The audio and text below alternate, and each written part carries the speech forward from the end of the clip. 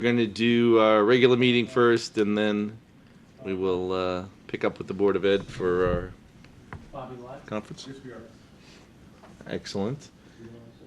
Just so everybody's aware, we have, for obviously reasons, we've eliminated public participation tonight.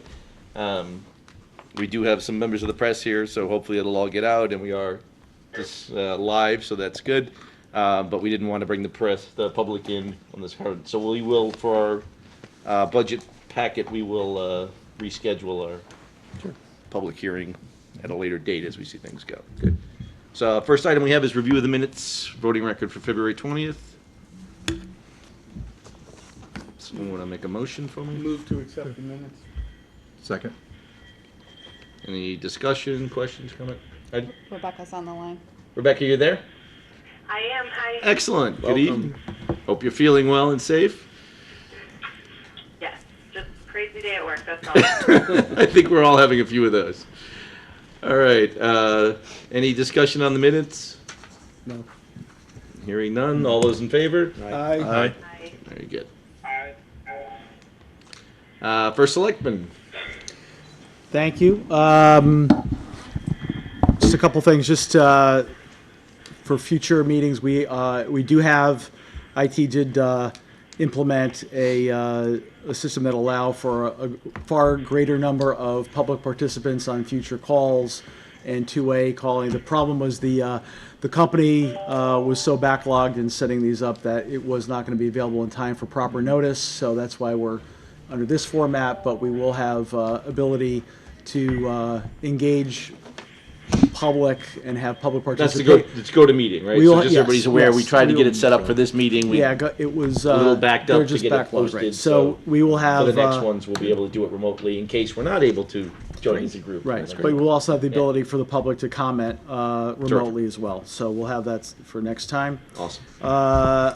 I guess the only things I wanted to mention, obviously, are clearly we're in some unprecedented circumstances.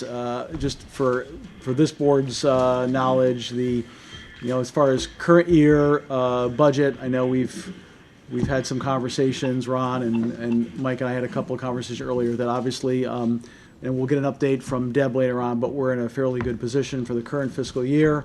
There's no cause for alarm relative to current fiscal year costs. That said, I am being very conscious on costs. We're going to make sure that we don't make expenditures that may not make sense until the situation is a little bit more resolved. Clear, yeah. So there'll be more to come on that. We've just been doing some kind of high-level discussions on that. And any costs related to the COVID response are being captured in the event that we are eligible for any kind of federal or state reimbursement for any of those costs in the near future. I couldn't predict what, if anything, we would be eligible for, but regardless, if we don't track it, we won't be able to. So that's that. And then as relates to the fiscal year 21 budget process, the governor has executed one executive order that does technically push our final budget date out if we so choose.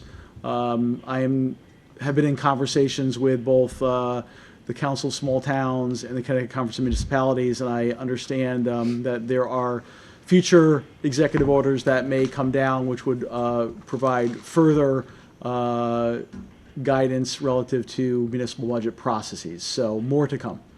Not a lot of specificity yet, but So we have the option of pushing back a month if we so decide. the way you read the order, I mean, it would the way actually all the order did was push it out a month without the need for council to take action to amend the charter as they would currently. Okay. But that was only for the final budget adoption date. But again, I've had a lot of conversations, wanted to make sure that, referendum towns, the governor is going to also issue an executive order postponing the presidential primary. We were hoping that, if that was planned, that would provide some guidance on how a town might conduct a referendum in this environment. So now that that's pushed off, I said, well, you know, we need some clear guidance on how you want us to proceed, you know, in the state with these circumstances. So that is being worked on, I am told, so. Very good. We still have the placeholder on unfinished business. I don't think we're gonna address anything with that tonight, obviously, in our three-year budget model. What? We said we'd do it in the summer. Exactly, that's the summer project, yeah. New business, we have nothing, which is nice. Then we're on to review of monthly financials.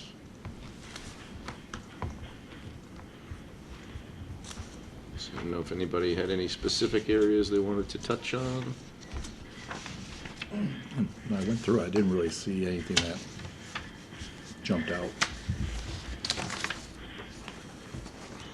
Ron, you want to put on your town hat and see if there's anything?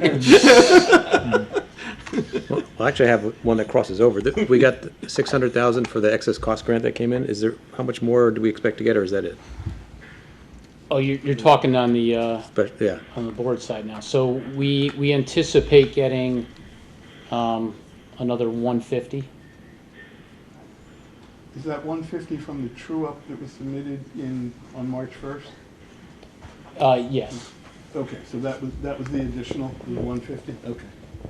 No, Well- that's all encumbersome. We get two payments, so we got the first payment and then, the second payment, so. Okay, so the second one, The second one ended up, March 1st being a little bit less than we had hoped, so.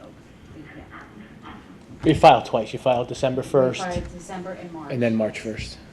Got it. Okay.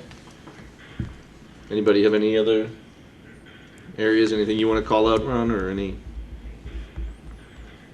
No, on town side, no. downside? That's what I didn't see anything myself, so I just want to make sure. Okay. Excellent. Tax collector. Our current, as I gave you as the close of today, we're $50,000 shy of making budget for, but we are still lagging behind on the prior year collections and everything. I was hoping to get another 50,000 to tell you I made budget, but that didn't happen because of the, I did give everyone originally to April 1st before we send the liens out and send it to the collection agency, but in light of the coronavirus, I think pushing the people to pay, I emailed the selectmen regarding it, pushing out that extension to May 1st. Okay. I don't want to put any undue hardship on anyone at this time under the circumstances. So I don't know how that is going to affect our collections at all. I'm hoping that this is very short-lived and we get back to our economy and everything gets back on track. But I can't, at this time, I don't want to push people too much because of there are enough fear in the world right now. And I don't want to do it, but the positive thing is we definitely are going to make budget and all, and I think we're going to surpass whatever we collect in the current to make up if we have a shortage in the prior year. But I think we will definitely make our numbers with no problems. Oh, okay, that's, I don't foresee anything because 50,000 I could get in one day. I mean, Right. that's not a big number. In fact, I got a check today and I was hoping it was ours, but it wasn't. But I don't see any problem except, we might be pushing it out 1 month, giving people more time to pay before the collection. It goes to collections. I just think it's the best we can do to help think it our makes perfect sense. citizens in Yeah. Monroe. Now, I had a question that we were talking earlier in the day, so just Sure. because we're going to be going forward, obviously looking at projecting collection rate and then the current environment. Do we have any data on how much taxes are paid through escrow, how much are paid through I can get that for you, yeah. Yeah, because I I can get that was, for you. one of the things we're going to want to look at is obviously, if things are escrowed, they've been being built up over the time, and it shouldn't be as much of not a a hardship. hardship. But Yeah. if we see that there's a lot, I just want to understand the percentage Right. and where it draws from, Right, what the exposure. what the exposure is, so when potentially. we can start running some Right, analytics on that. right now, most of my accounts that are delinquent on the current is a lot of your commercial properties, which unfortunately, they're going to use. I mean, I know the coronavirus just broke out, but that is an excuse I've already heard from some of our business people. Okay. Yeah, no, I mean, that's where we're gonna look at, I think the real estate collection rate and the other collection rates are gonna be, Our collection rates, I think, are gonna be fine. It's just, we'll have to, look at the back tax number because those numbers are dwindling through the years. I know Manny has always said that also. Well is You- dry. You That's collect a pretty- lot on your current, your prior years are gonna be going down. right. But next year, I don't know if the selectmen said, but we will be looking at doing a tax sale next year, which will boost up our, in fact, I wanted to get the notices out, to start, like a pre-letter out now, preparing for a fall, sale, but, I can't do that right now under the circumstances. When do you think we can have that information for? I could have it soon, yeah. Okay. 'Cause Yeah, especially if I we're can gonna get that look note, at the budget. Yeah. that data Yeah. for you very quickly, Terrific. yeah. Yeah, no, I just think That's very it's easy. Appreciate it. treasurer. You're up. I'll start you out with the good news. Always like the good news. For this fiscal year, we made budget. Actual interest earned year-to-date as of February 29th was $567,390. The budget was $500,000. Now for the rest of the story. As most of you probably know, the Fed cut interest rates to 0, and all associated rates are following. The stiff rate, which is the primary driver of our investment income, on March 15th was 1.36, and on March 18th it was pushed down to 0.87. A month from now, I do not know where it will be. It will be lower. Lower, yeah, absolutely. Accordingly, whatever guidance I gave you a month ago is out the window. Correct. And I dare say guidance for next year on investment income might, for the moment, have to be considered close to 0.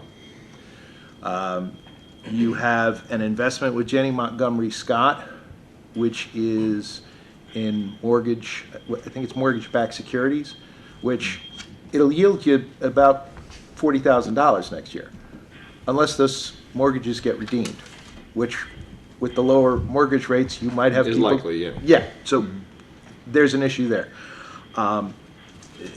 Another issue in my mind is, this town has a $12 million undesignated fund balance. On a monthly basis, in the lean months, your balance is about 20 million. In the good months, and when I say the good months, I mean, closer to tax collection season, your balance is 50 million. Well, I don't know what that balance is going to look like with people out of work, unable to pay their taxes. So again, this is a rapidly unfolding situation. I can only comment on what I see today. My responses to that have been to reach out to Devin Francis, who is with TIA, who handles our pension.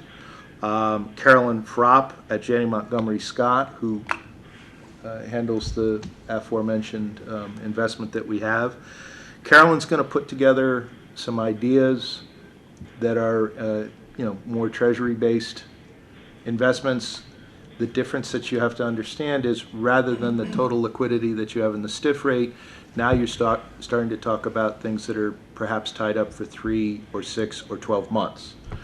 I would like the Board of Finance to weigh in on that through this budget process to see what your appetite for having some of these monies, Tied up. yeah. What I'd love to see, honestly, is I'd love to see like a rolling 18 months of what our balances are. Okay. So we can say, hey, in the last 18 months, we've peaked at 50 and been a bottom of 30. And see where the curved line is, and then we can really just take a ratio of that, and hey, we can tie up 5 million for this much, or 10 million, and Mike, knowing we have the cushion. I gave that to you and Ron for 12 months. Okay. And the reality is that those numbers don't really change too much. They actually go up as taxes go up. So, 3 years ago, it might have been at the low, we were 17 million. At the high, we were 47. Today, we're at 20 and 50. So those numbers aren't going to change a whole lot. And again, it's a question of, do you want to tie up out of cash flow, or do you want to tie up out of undesignated fund balance? I mean, the undesignated fund balance at the moment is a safer place because you're really only touching that, you've made some determinations going forward to touch it. Right. The rest of the money it's your cash flow. Right. But that's really, where we are right now. And until people get this thing sorted through over the next, I mean, the good news is we're talking about the 2021 budget. Well, I was just going to say, the good news is, again, we're not talking about starting this for Right. 3.5 months. We're whole for this year. That's Right, the good we're whole news. for this year, and that's one of the things that I wanted everybody to be clear on. It's like Yeah. we have absolutely zero financial issues right now. And we're being proactive. Exactly. So About something that starts on July 1st. Correct. And a lot of people are talking about third quarter, bouncing back. right, So I and we heard- might see some normalcy and some pump up in rates by the third, certainly by the fourth quarter. And look, let's be honest, once we work our way through this, and people are free to spend their money, they're gonna spend money. I mean, the American consumer is a predictable beast, and when you cage him up for 6 weeks, and then when you let him out, he starts to go buy stuff. Correct. So, we do have that on our side, but we're aware of it, and we're trying to mitigate it as best we can. Yeah, no, I think we're obviously going to have to make some assumptions going forward. And even We're going to be conservative as usual, and we'll and be able to even adjust going forward. And even as the situation improves, the Fed's not going to overnight go from 0, to 2. Yeah. Which is how the stiff rate then moves back up. So, next year is going to be affected one way or another. That's my report for you. Thank you, sir. Mike, I have a question. Please. Assuming the worst case in terms of the virus, in terms of people not being able to pay their taxes, do we have the ability to, I mean, right now, we ask people to pay their taxes at two different times, in July and January. Do we have the ability to allow them some flexibility in paying if we wanted to for some reason? They have the flexibility to pay late and get charged interest. Paying late and get Right. a penalty, but again, I'm literally. The state The statute guidelines, yeah. there are laws that determine that, and my assumption, and again, I can't speak for the state, but my assumption is based on the situation, they may make some amendments to those rules. But we can't decide. We can't do it own. on our own because it's state, and I'm not sure, there's a pros and cons to us even allowing it, because that would obviously affect cash flow, but I just wondered, would that be something we would even talk about? I mean, again, I think in It's my too early. opinion, it's way too early. Okay, fair enough. It's, we're not talking about starting till July 1. The first payment for this year would be December 30th. Right. So you're 9 months out before you're talking about this year, this budget's tax thing. Okay. And again, I'm 9 months from now, I really have no idea where we'll be. But I would assume we I don't would be either, back but I to just a much wondered greater what level of options we have. normalcy Okay. than we have there. Obviously, we're gonna do whatever needs to be done to make things manageable. We're not looking to hurt people because of a virus. That's where There's I'm, never that's where gonna be I'm that at. intent. The tax collector's expressing that already. But again, there's no way we can make decisions without knowing where we're gonna be at that But we point. would need state guidance. You're gonna need state guidance, and Under I'm the- sure there will be. Under the governor's declaration, he could issue an executive order that would waive the mandatory interest rate, Right. the statute that Okay. provides it. So that is possible under an executive order, but that's what it would require. Okay, thank you. Yeah, would have to be. All right. Yep. Very good. Thank you, sir.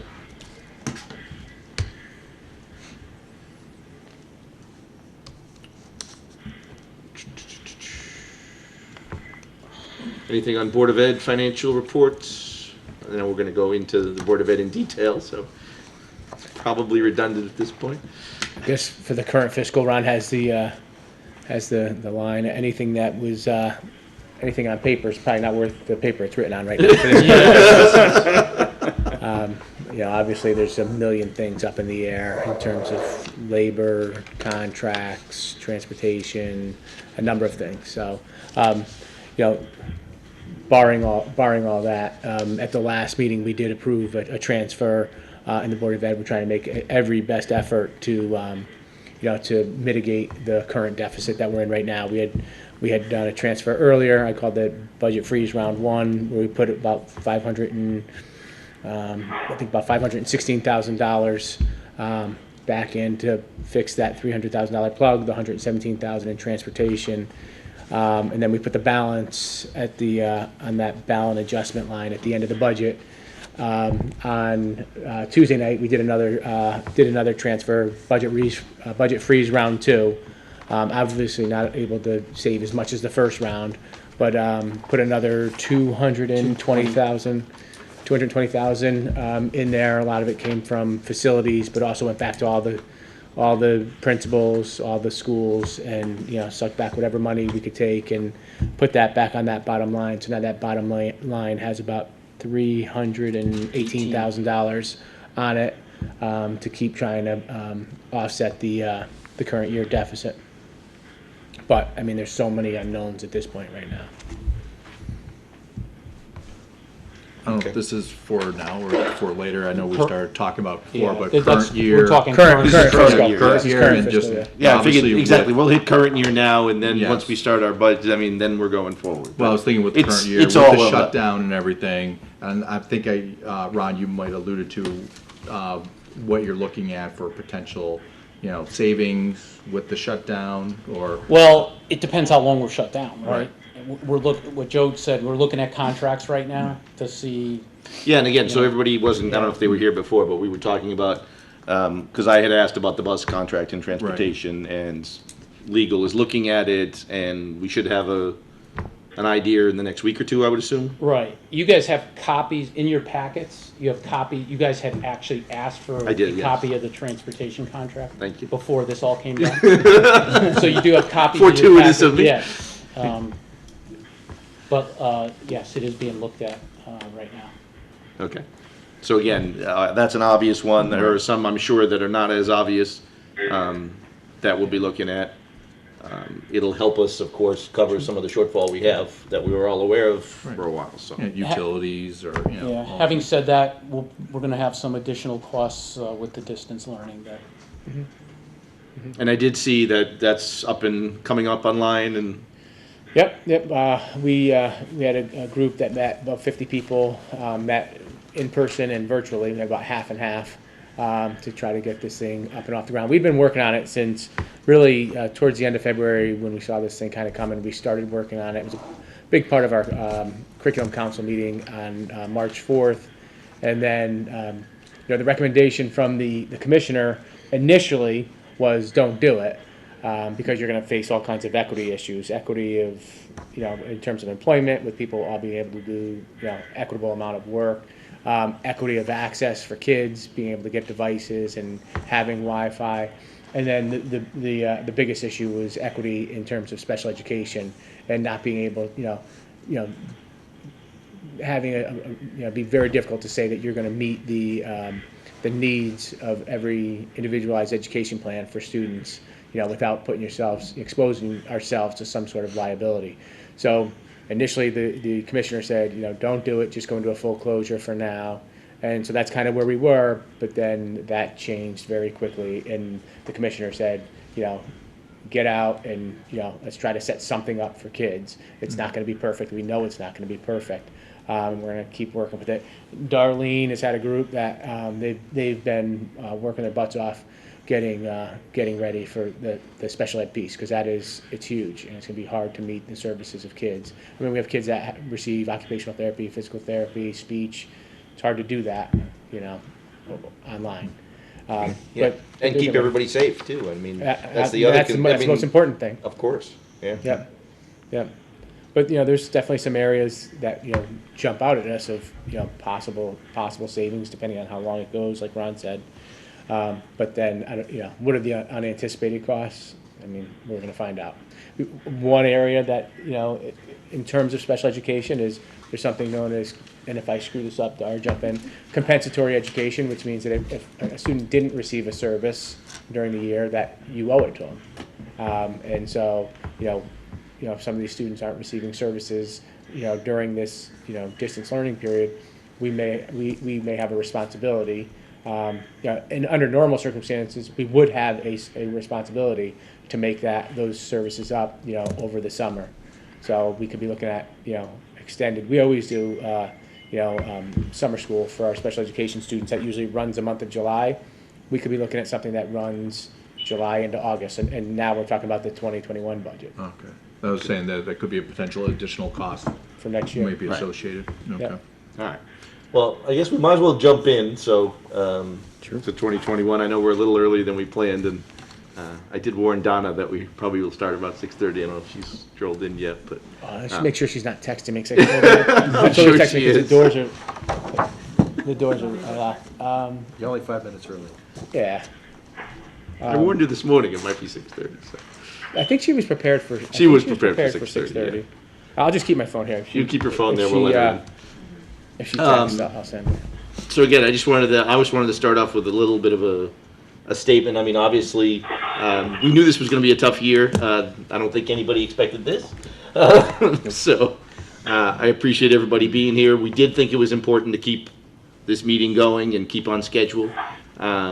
I truly appreciate everybody coming. I know not having the public here is hard, but we're going to try to make it work with tech and everything. The first selectman's been great and communicating pretty much on a daily basis, letting us know how we can get this going. I did want to, we want to start with the Board of Ed because obviously it's the most important thing to us this year, and I think where our biggest challenge is going to be. I think most of us have seen the town side, and I don't foresee there's a lot of work to be done there. We certainly will review everything, but the numbers are pretty small in comparison. I have had a lot of conversation with Ron and Joe, and I can't imagine what you guys have been going through. So thanks for putting up with us. I mean, it's uncharted territory. It is dealing with a tough last year budget and a situation that nobody was prepared with, and kind of getting both thrown into it. So just wanted to say on the record, amazing job. Everybody seems to be staying calm and handling things and, doing the best we can. Nobody has experience at this, so nobody expects this to be perfect. Certainly we don't expect this to be perfect. We just want to be here to work together to figure out how we all get through it, do the right thing for the townspeople, make a budget that we can be comfortable with. There's going to be a lot more unknown than we expected. So we're going to be taking some guesses on things. We might not hit all the numbers we wanted to hit because, we're going to have to be conservative in a lot of areas. So again, I appreciate everybody's time and effort. This is going to be a long process. We do have the ability to drag it out a little more. I don't want to drag it out too long so we get up against a potential referendum issues with starting the year on time. So I want us to keep that in mind before we start moving dates around. I did have a conversation with the first selectman today about capital. I think I would probably recommend we push that back a little bit until we have a better idea. Maybe instead of in a week or two, maybe in a month, we have a better feeling of where this is going and where the markets are. Because it's hard to imagine even talking about bonding in this environment. It's cheaper. What? It's cheaper. It's cheaper, but I mean, again, I don't know if you saw the other day though, rates Not spiked necessarily, actually. because there was a spike in rates because everybody was going cash. Yeah. So I mean, there's, it is a challenging environment. So right now, we talked to the first selectman and we're going to just kind of hold back on anything we can hold back on. We'll let things roll out. And Ron had I asked Ron to have a conversation with our advisor as well, and actually some of the bond issuances that were occurring are not fully subscribed, so. They were having trouble, closing. So that is. There's not a lot of liquidity in the market in the right now, so it's a good time to kind of be sitting on our Not hands. closing, I'm sorry, they were having trouble pricing. Right. The ones that were already priced were closing, but the ones that hadn't, the deals that hadn't priced yet. No one knew what to price it. They Again, were it's uncharted 50% were territory. pricing, and the other 50% Right. we're not, so. So again, Mike? just a reminder for everybody and our new members, while we do work hand in hand with the Board of Ed, we have absolutely no line item control. So we can have every opinion we want about certain items but ultimately the decision lies there, not here. So we will make discussions and maybe even recommendations on certain areas, but we have absolutely no authority to decide what gets done with what. So we will just end up with a final number, and the final decision gets handled to the Board of Ed. Now, that being said, they have been working very hard dealing with some of the adjustments that have been made already. We had discussed it. They have not redone the budget because I see no point in that since we don't have line item control, but I know they're going to talk through a lot of the areas they feel that can be done. A lot, when the adjustments were made at the beginning, there was a lot of hullabaloo said in the in the world of how the sky was falling and we were going to cut 1 million teachers and that kind of stuff. So I'd love to put that to rest and really go through where they see the adjustments are made and what effects it's going to have. And then again, what you guys can see going forward. Obviously, we can't see everything. We don't know how this change now or this potential extended closure. I mean, I'm certainly not of the belief that we're going to be back in a week or two. I don't think anybody is at this point. Certainly not what we're seeing today. So, if you want to talk about what could potentially happen with different scenarios, we're happy to listen. We don't expect to hold you to anything at this point. This is a fluid situation. No, I'm sorry, Yes, but it's like absolutely. what I thought 3 days ago is very different from what I think today, and what I think I'm going to think on Sunday, I think is going to be very different from what I think today.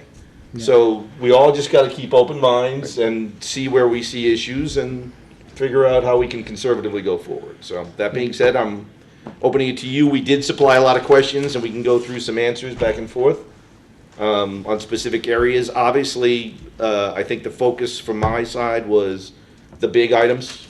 Medical is always a big one. Transportation, salaries.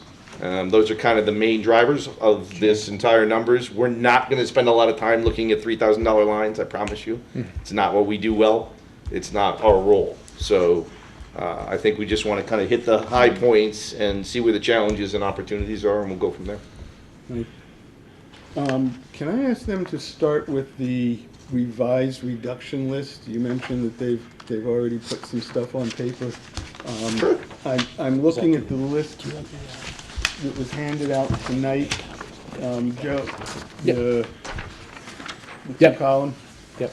I noticed that there's 3 significant changes from what the board had worked on back in, say, February. The K-5 coordinators, the savings there have gone from 99,000 and change to 154 and change.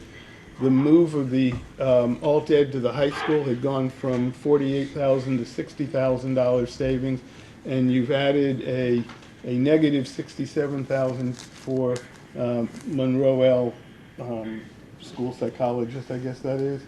Can you just address those 3 line items and why You don't they miss a changed? beat, Steve. You're What? Good. You don't miss a beat. Good job. I told you what was coming. That's great.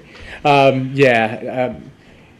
right, I'll start there. I mean, let me just back up for a second. Sure. At first, because I think I'd be remiss if I didn't thank Ken. I know, I understand our budget increase this year. The original proposed superintendent's budget was a 5.7% increase.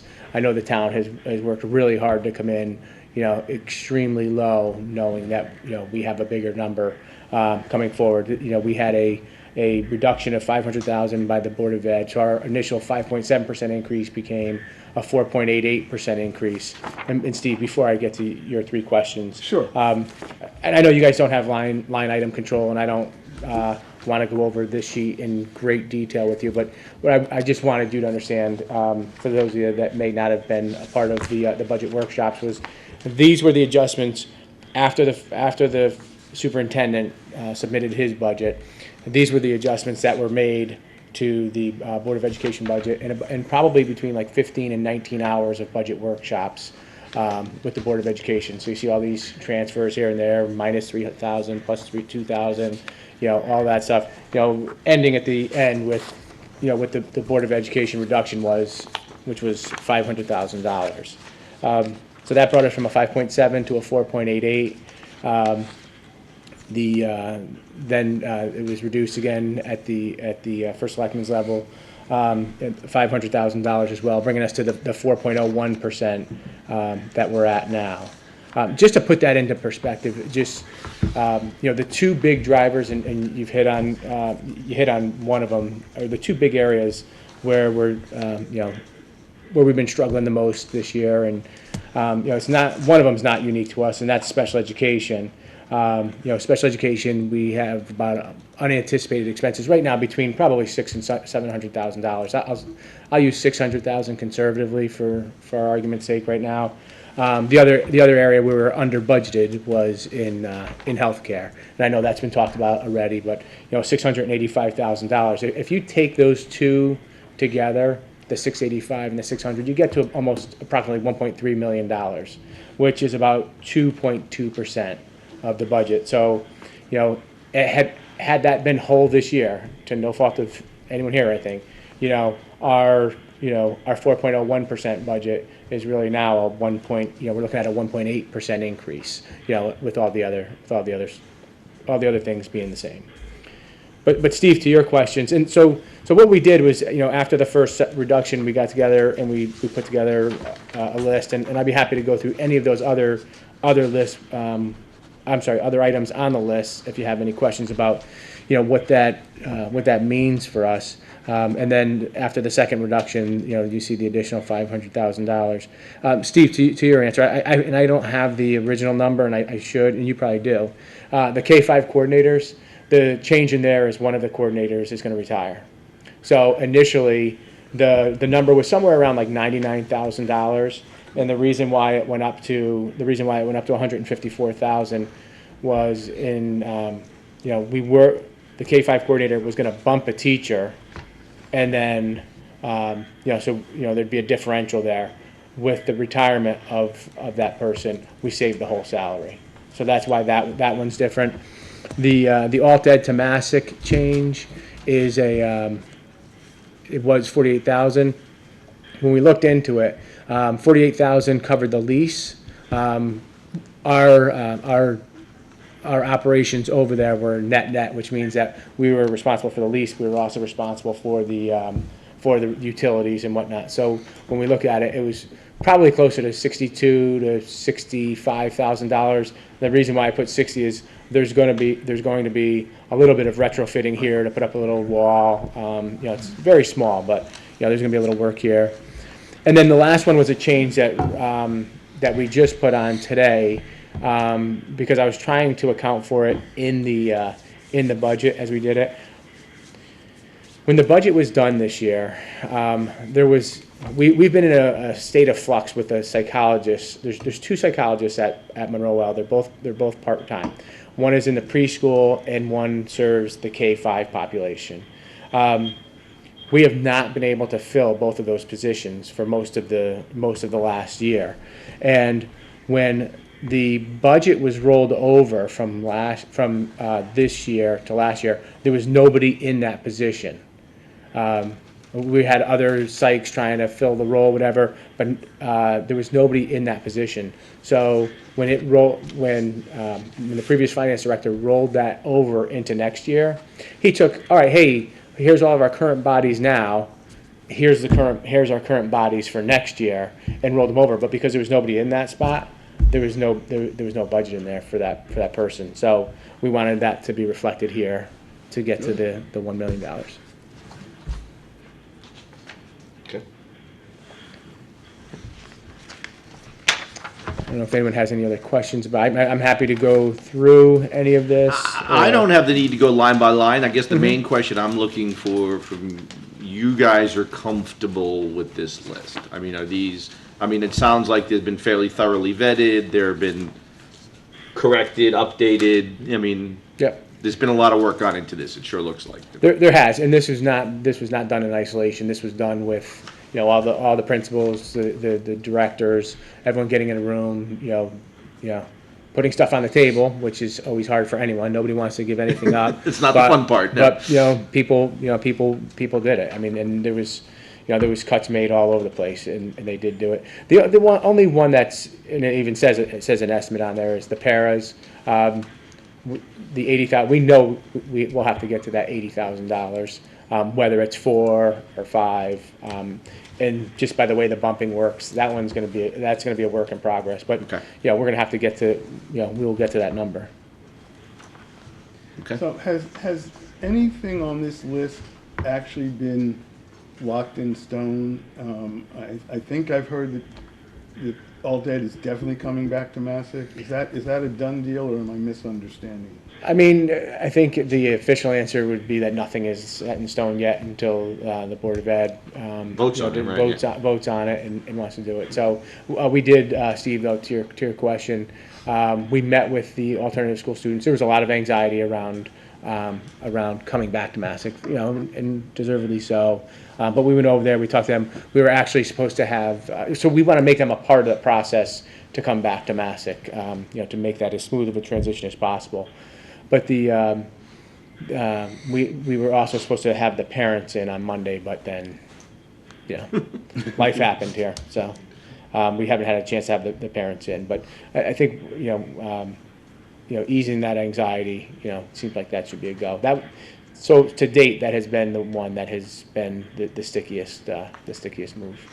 Okay. So then my next question, I know at the Board of Ed, there was discussion about the elementary summer reading program and the impact to those kids who might need some, for whom it's more critical that they stay current. So that's one that, that concerns me. Things like the interns, where we get, I think, some good benefit out of that, concerns me. In terms of this list, and maybe you want to come back with this answer, what of these things that are being reduced or proposed to be reduced you would want to restore a year from now, assuming that these cuts go in? I mean, I look at maintenance, I'm wondering, can we really live with $150,000 less in maintenance, multiple years, going beyond this? Do we really not want to have an intern program anymore? And just so people understand, where you see the interns, it's a $31,000 savings. Those interns we have one intern at each school.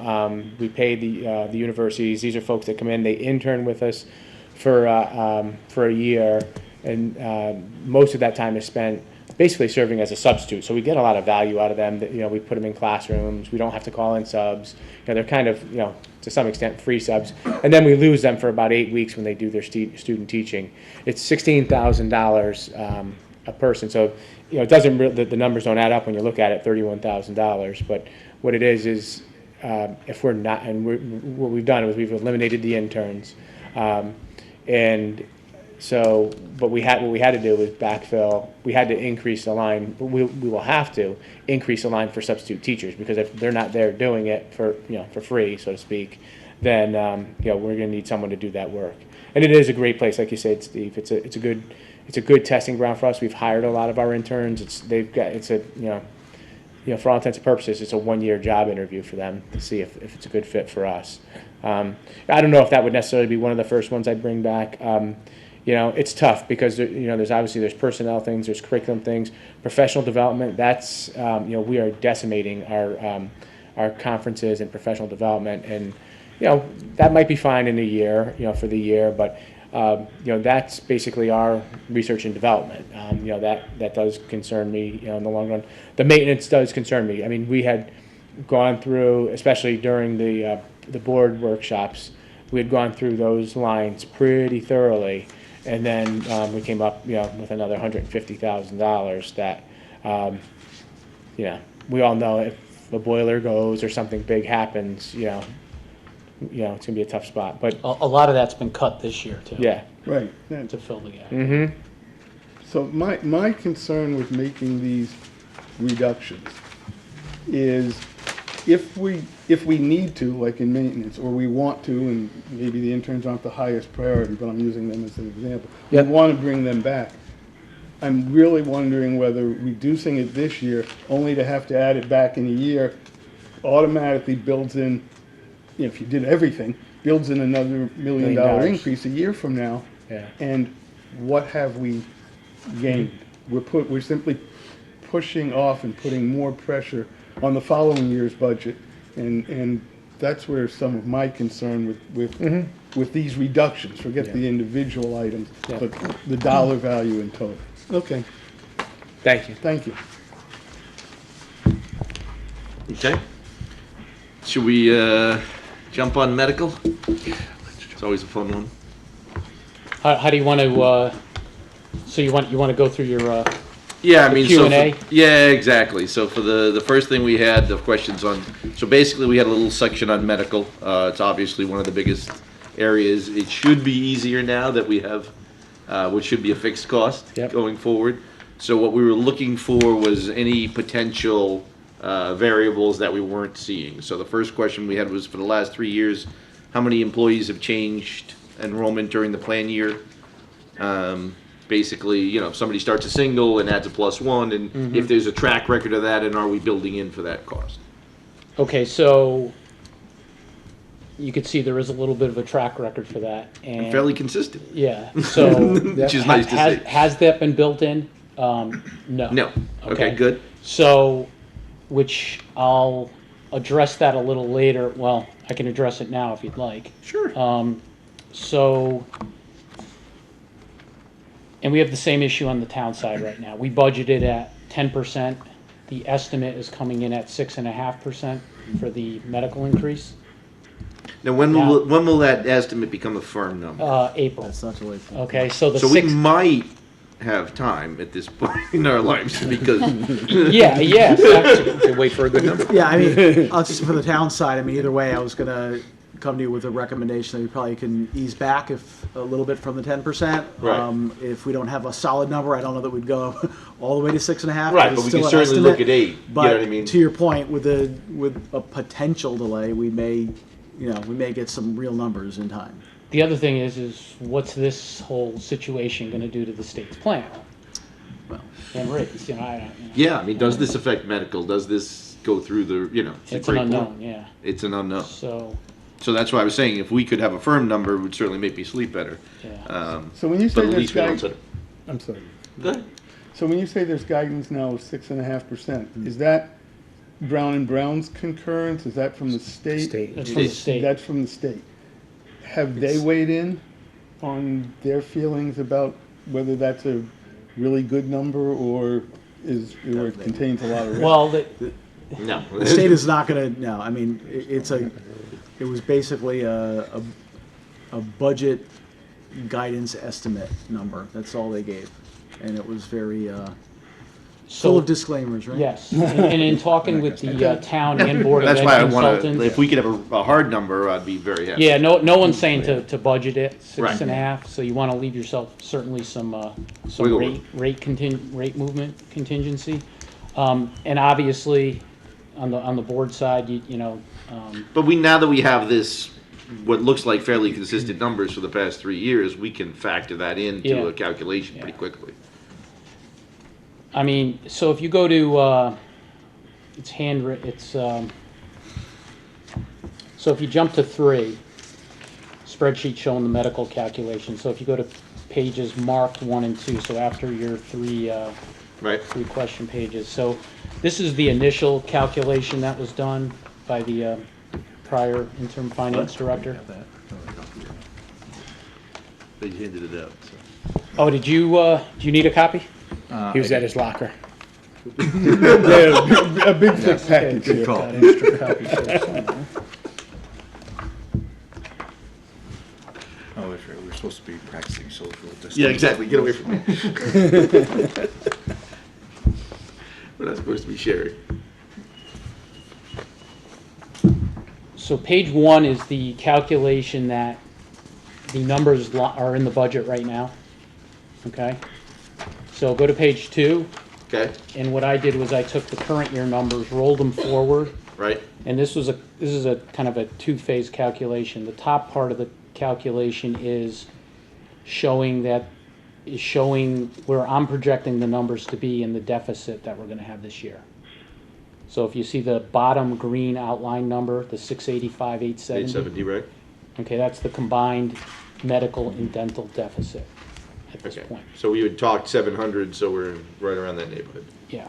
So the medical, I'm projecting at 7.2 million, and the dental like 491. Those are going down to the bottom half of the page. Follow the arrows there. And then I'm projecting out rate increases based on where the current year actual is, Okay? projecting to be. Right, so we're not using last year's numbers, we're using what they should have been and then projecting on top of that. Correct. Finally, somebody's smart. Thank you. Yeah, start with a good number. Start with a good number, exactly. Okay. And, the bottom, my initial thought was maybe we should come in around 8%, but Right.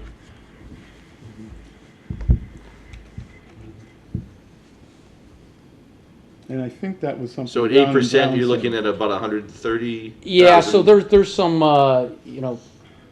likely savings from, we still have to, Yep. hash some things out with Yep. the town side on what we're gonna do.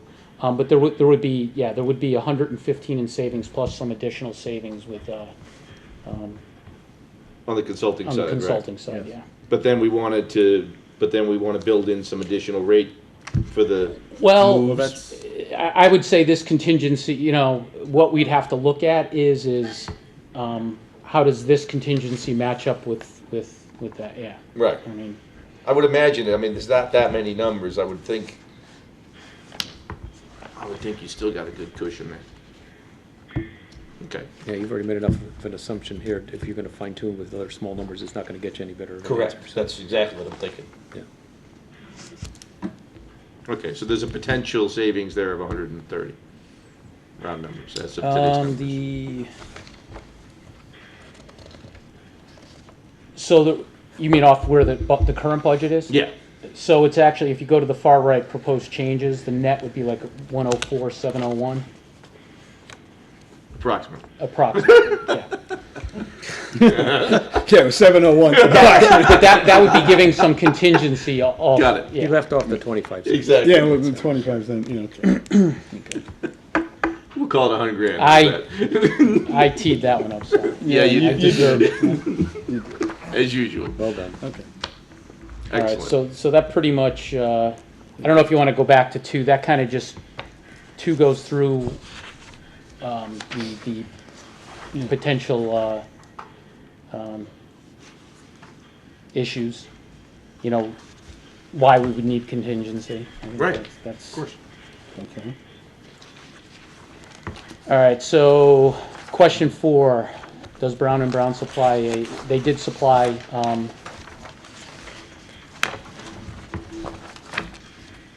projected rates at the time.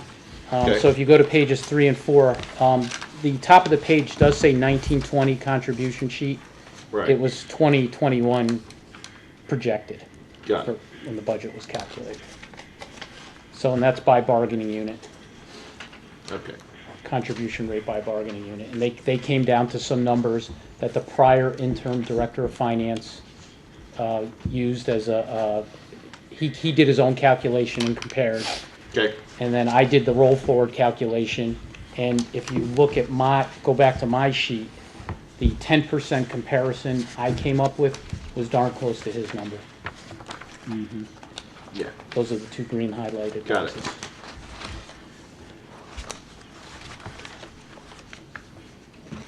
Okay, so I can be pretty confident that we've drilled into this pretty deep and we're down to the employee level and we're down to all the, okay, good. Obviously, we don't want to look backwards, but we certainly don't want to make the same mistake twice. Right. So that, 5, the board used the same number initially to budget the 10% as the town did. Right, Okay, got it. 5. Okay, 6.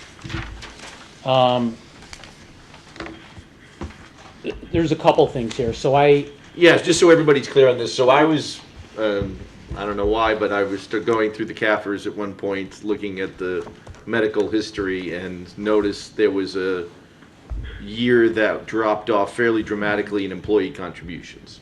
And that was the year we had the big shortfall. So I was just trying to figure out if it was a presentation issue or calculation. And then unfortunately on the last CAFR, they did not break out, they changed the presentation of the numbers. And that was the auditors, yes. Right, the So- auditors changed the presentation, so it was hard to see.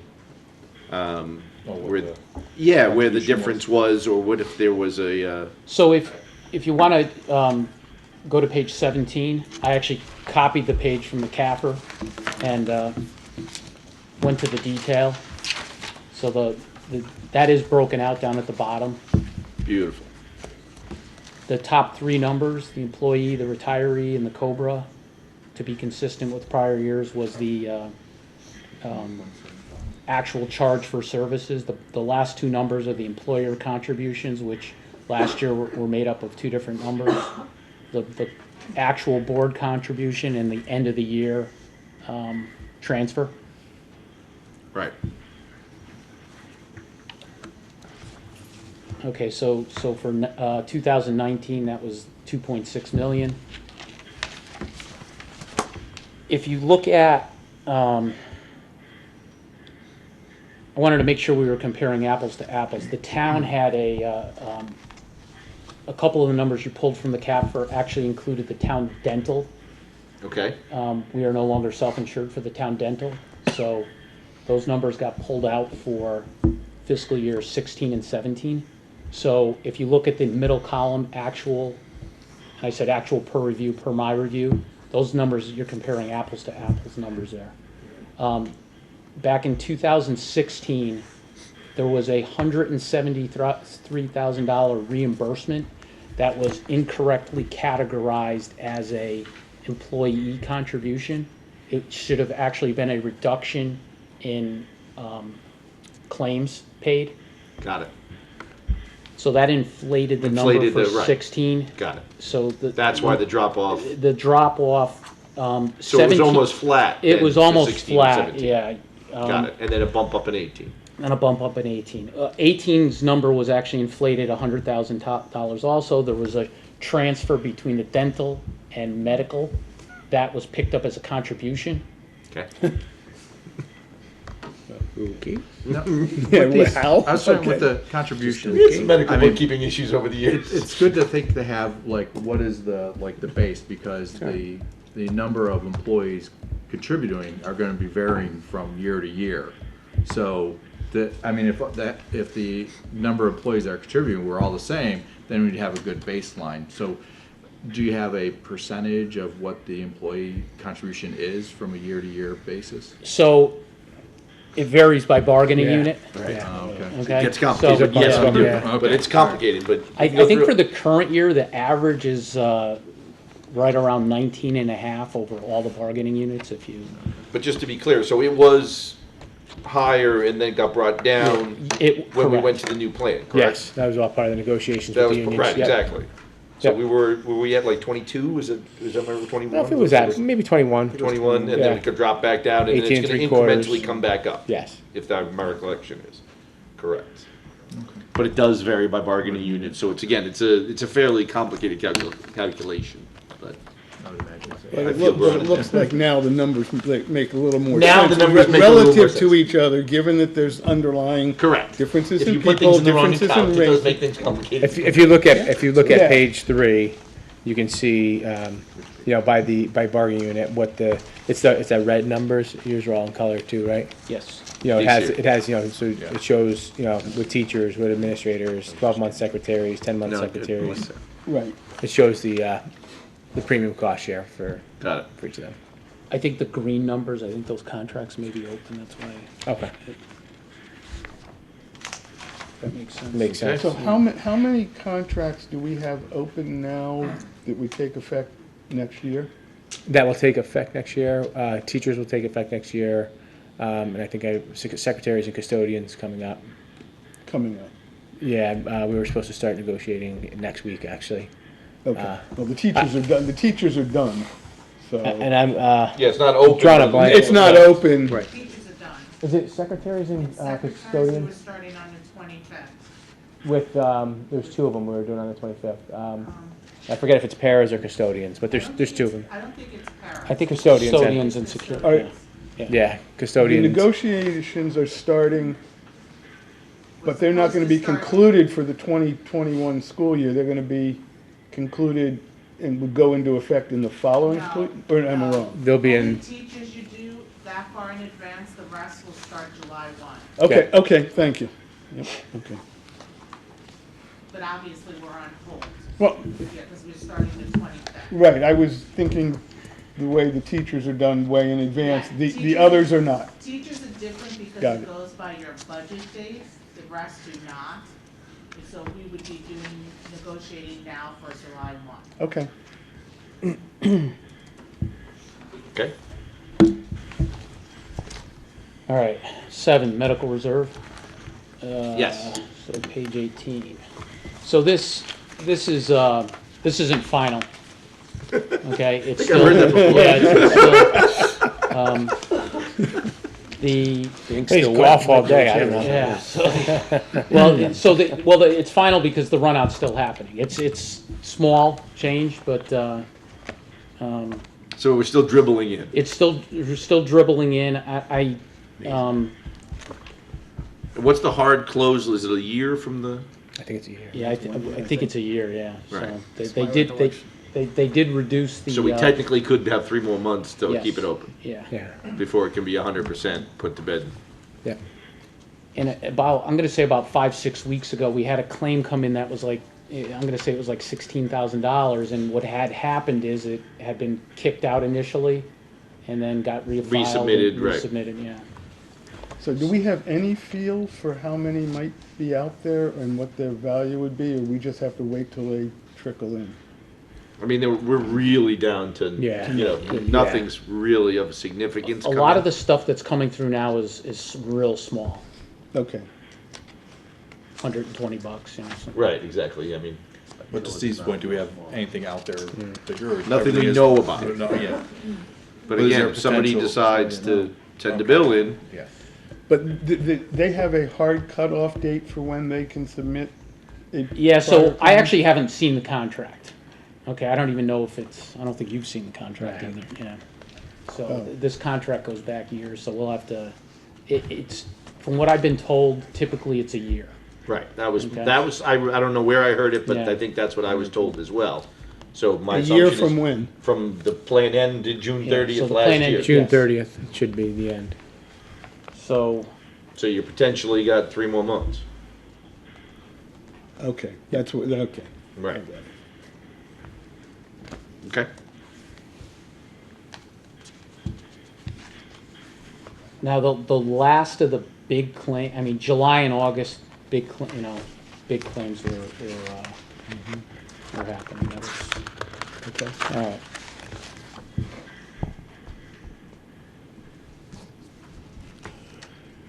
So that moves us to special ed.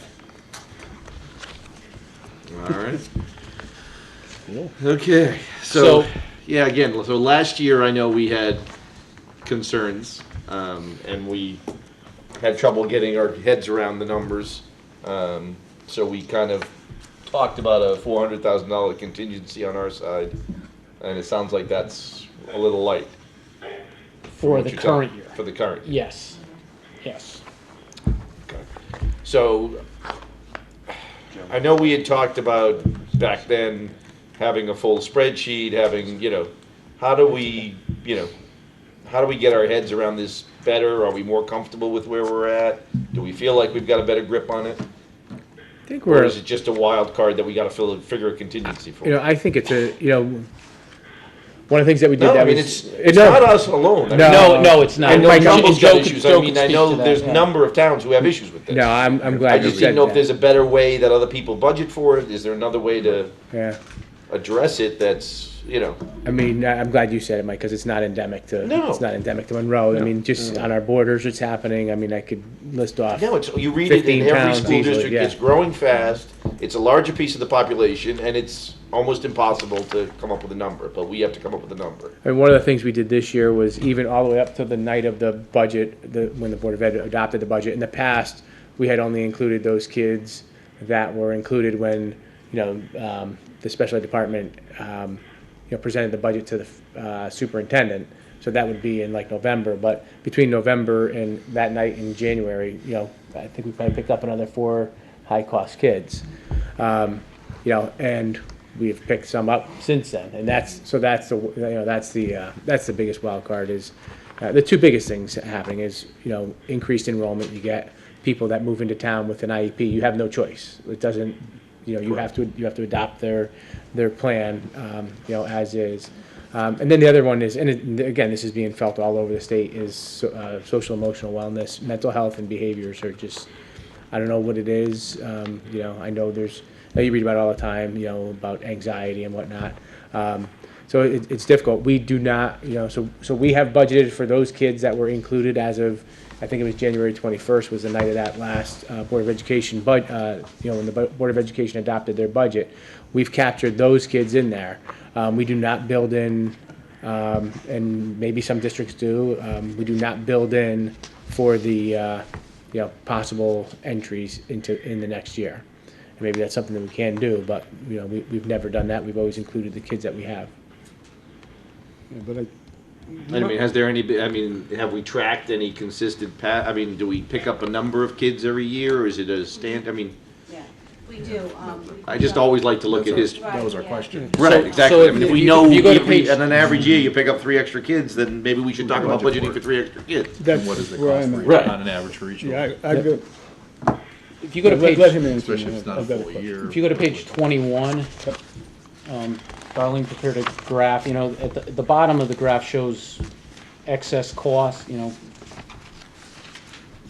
Students qualifying for excess cost. The top red graph are all sped kids in district, whether they're outplaced or not. Got it. So my question is, and I like this graph, my question though, gets back to something Mike just said about adding, if we know we're always off by some number of kids or some percentage of dollars, I would like to talk about modifying the way we project to pick that up if we knew what the history was. Okay, and what I thought in the original budget presentation to the Board of Education back in December, and I actually printed it out. In that presentation, there's a chart that shows over time, it shows then the ins and outs, right? So you can see the huge amount of churn that then results in a relatively few, but still a growing number of students.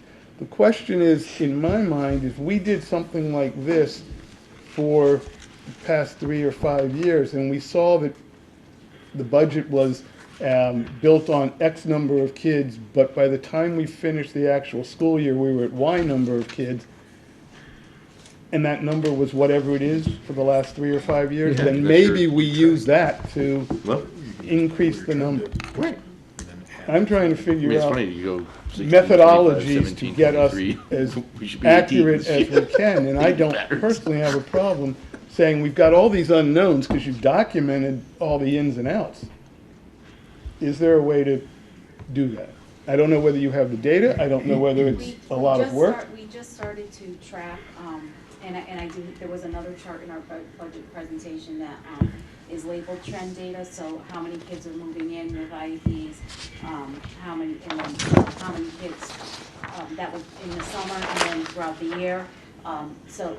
Yes. Yes, your So, trend data right. chart. So, and then we did start to track, we're starting to track how many of those kids are higher cost students, because what you have to understand is that when in most cases, our percentage right now is 14% of the population. It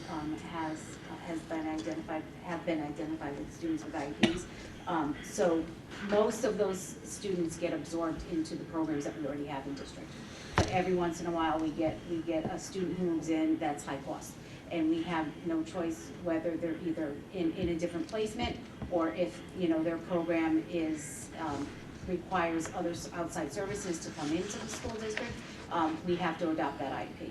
We can make changes afterwards, after we have the student for a while, but we usually adopt that IEP. So we have started to track how many of those students are high cost, so that would be a prediction, you know, that we can make moving forward. I think I have 3 years of that right now, and it is about, I think I said, about three very high cost students that move in the year. When I talked to one of the neighboring superintendents, they had Hey, Mike. Yeah, Rebecca. I had a quick question. Looking at the page 19, Right. number 14, can they be using outside agency as well as private? That's just a misnumbering, we caught that after it was already printed. I apologize for that. Yeah, so there's actually 41 on the list instead Yeah, of 40. we added in Got a it. student and we didn't Okay, fix the got it. numbering. Good catch, Sorry. though. I missed that. Yeah, I caught it and I didn't correct it, so that's on me. You got him, Rebecca. Awesome. Okay, good. Thank you. I was gonna say is, 41 kids. Okay, good. we had I was talking to one of the neighboring superintendents, and they had a student move into district this year, you know, that obviously not budgeted for, that required services so significant that it resulted in an outplacement out of the state to the tune of $425,000. So, I mean, it's that volatile, you know. So, I mean, what I'm looking at here, though, it looks like the excess cost number hasn't moved as significantly as the, regular in-house, which is still adding to your cost, but not getting reimbursement on it. Right, and if you look at this excess cost list, there's 41 kids on it. You know, a number of these kids just don't qualify because they don't meet that threshold. Correct. Yet it's a high cost to us. Right, and even when they do, it's very a minimal, small right, percentage of what the yeah, you total only get expenditure is. Yeah, you only get 70% back of the difference, so. Right, it's 70% of the difference between What a you normal, paid out a and what the normal threshold. cost is, right. Right. 4.5 times. 4.5 times. Well, 4.5, yeah. Yeah, so, yeah. Yeah.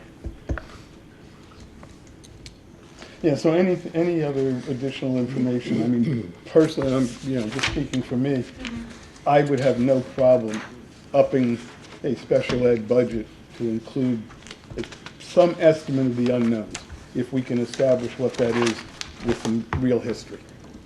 I just think we have to do it. See, I would disagree. I wouldn't Okay. up the budget, I would put it in the contingency account. Yeah, and Because again, if they don't use it or need it, why would you want to have it in the budget there that you're building up? Last year, we just put it in the contingency backed by the Town. general fund. And if you need it, you have the option to use it and transfer it over. Then you're not just increasing their budget to increase their budget, because you're gonna get somebody who's gonna vote against their budget, because you put an extra 400,000 on it, that they might not need. Where the way we're doing it, I mean, I we're see funding it without taking taxpayer dollars, because we're using it truly as a contingency. I agree with having a contingency, because it's out of their control. I just don't like putting it on their books, because then it's out of our control, to be honest with you, as frank as I can put it. So, I mean, it accomplishes the same thing in the end of the day. Yeah, I mean, I can see that point, but the reality is, if they if we say we do that for the next year or two, if they end up using it each year, or a portion of it, then we ought to put it in the budget. Right, but because- then you've got, well, I would agree with that, but Okay. then you've got inconsistencies in the years, because again, you also have the situation where you might, just as you have that high-cost child move in, Right. they're gonna move out absolutely. eventually. Yep. And they, I'm sure we could look at those numbers as well, I'm sure. Well, that's what I want to see. That's why I'm asking for the data. I want to see I don't want to come to a conclusion without seeing what the data tells me. Well, you have a lot of data here, that's the thing, so I mean, what I'm looking for on these is also like, again, part of it is, we have to be cognizant of, anonymity, but Well, I understand. understanding how many of these students might be dropping off in the next 1, 2, 3 years, whereas new ones are coming in, that's another part of the data. I don't know if it's clustered in a couple of years, you have a cluster, or if it's all, but at the it's typically same, never but at the same proportioned time, out. you don't know what's coming in. So, I mean, Correct. you're playing with two unknowns. that Correct. Moving in opposite directions. I mean, a simpler way, which may not be the best way, is just assume there's no excess costs coming back in, and that's our contingency. Just use that number. Yeah. Instead of trying to fine tune and to. There are districts that do numbers that. They just budget to full. Yeah, full I mean, amount. I would like to budget And put that in the contingency. expenses for as an special expense. Does the excess cost come back through the Board of Ed, or does it come through the town? The town receives the funds, but it comes to the Board of Ed. But, you know, you can. But if we fully budgeted, you wouldn't need to do that, you could just keep that excess cost on the town side. Accomplish the same thing. Right, It's an interesting idea, too. it's an option. You know what I'm saying? Yeah, I hear you. I need to think on that. I mean, exactly, exactly. No, I mean, Well, we that's don't- why I'm asking There for- that's is why I'm no asking for- perfect system. Right, that's You know why what I I'm mean? asking This for is a data. challenging situation with ins and outs, For so. everybody, yeah. Yeah, we're not gonna get it right every year, but at No. least we have better But if we can have a guidance. mechanism in place that we can make it, to me, I want transparency. And again, I don't wanna have, you know, an excess on the budget if it's not needed, but I wanna have it there, a mechanism in place that if it does happen, that it doesn't hurt other students. Right, I mean, that's fundamentally that's what's happening at this point, because if you have to cover that excess cost, then the other students are gonna get hurt by it. So that's what we gotta figure out. Okay, Sounds like a reasonable strategy. go figure, we're reasonable. Something new. Something new. Okay.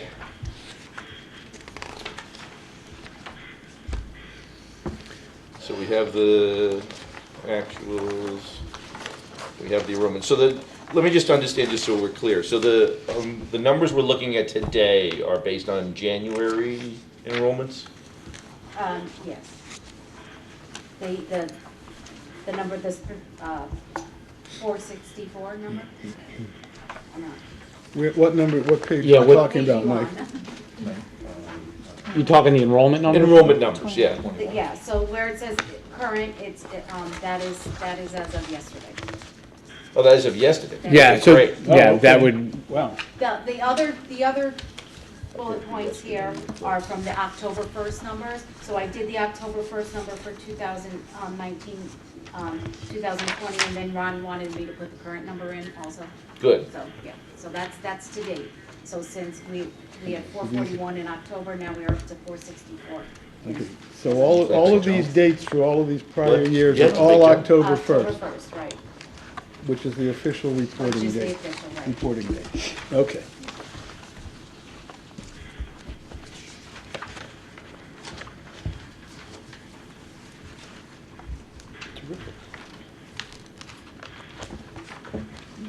We certainly have a lot more info than we've ever had before. Had that's for before, sure. well, you ask Appreciate that. you ask the right questions, you get good answers, and Well, So at we this got the point, right we- people too. So we didn't really land on it, it's just more. We didn't land on anything, no. It's more of a guidance Right. at this point. Right. so. What we're gonna do is go back and take a look at like John's idea, just fully funding. Yeah, exactly. I And- think we should run the numbers on different options and then figure out, you know, what we think the best. so Yeah. in October, And when we're gonna do that. in October of I would 2019, for this school year, we had 441 I mean, students. what I wanna kinda do is. We now switch have towns, I can 464 students. Which last year we The considered budget that was Board of Ed, we presented to the considered 400 of board that when we talked last year. had a number in So, between you know, Absolutely. yeah. Yeah. that, it had We're doing it this year, 448. Or if we're Right. doing it Israel, And we then just reduce the- that number and put it up to there. The board's Okay. 111 I would assume we'll get trade-off. items of ups and downs had a few rows that adjusted the special ed. For those to- 448. For those, to get us to Yeah, a so you'd increase their number. That higher difference- number, which Put a today revenue or is something now on the low. town side. Yeah, it's like, Exactly. can we do that now? Is understated. Do it with the Yeah. contingency. I don't know, we have to think about We that. have to do it really for next year. Right. Sorry, we're going off in a rabbit hole. So no, my only point here was, when they presented their budget in December, they had an enrollment of 448. Correct. When they finished their budget work in January, there was a line item or a few line items on the list that increased the projected budget for next year to account for a difference between 448 and whatever then existed in January. We're now sitting here in March, and whatever that number was is now up to 464. Correct. So, Most of the, and- most of the But again, to were their point, absorbed in a lot of the system, right? increases are Yeah. internals. Yeah, most So of they're it- not gonna be fixed, There's they're a- not gonna drive the cost up that much. Not But that's one of the many, things we're gonna look not at. many high-cost kids. A lot of Right. kids that are being not many high serviced. cost. Yes. Because But if the you're just ones putting that another, we it's did like a, adjust for were- it's Well, no, a fixed as understand. opposed to variable cost. It's not, if you're adding an outplacement, it's a huge increase. If you're adding just another student with an Student who just IEP in the needs- system, you're Yeah. adding another student that's an existing Yeah. over. But it might be a tweak. I mean, if we have another 2 months, we might tweak that number Yep. again to Absolutely. get it a little bit more accurate with known. Well, I think what we're talking about is potentially looking at forgetting that number and assuming it's gonna be higher, and how do we fund that? Okay. That's what I'm looking at, because we know this number that we know today is not what we're gonna know in October. It's not what's going to be there next year. Right, so I think we've gotta go on that assumption and figure out what the best way to compensate for that is. Okay, fine. At least that's how I'm looking at it, is, you know, I know what I know, I know what I don't know. I don't know what the October 1 number's gonna be, they don't know what the October number's gonna be. How do we get from a fixed budget number today to October 1's number? Okay. And not kill either side of the budget? Then you have to believe what we're going through right now is gonna have some kind of impact on that. Of course. Do you think this is gonna cause stress? I know it's causing stress on my children. It's causing stress on me having my children home. Watching my kids, all three, in front of computer screens today, doing schooling was quite interesting. Yeah. As long as they're not all home fighting with each other. I think that comes 3 days from now. There's a window. Boredom sets in, and then, yeah. Yeah, Yeah, and the honeymoon's over. the honeymoon's over, exactly. All right. So where are we? We're back to question.